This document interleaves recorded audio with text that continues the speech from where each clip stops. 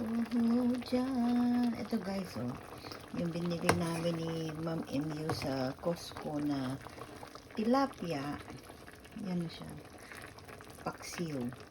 May mga ayaw naman ni Kulit ng gulay doon sa sinigang ko. Kaya ayan, ilagay ko dyan. Kaya ayan. Yan ang aking paksiw. Excuse me. My own version paksiw. Hindi ko alam kung marami bang tubig or ano. Pero gusto ko yung siyang maasim talaga na talagang masakit na masakit sa pang.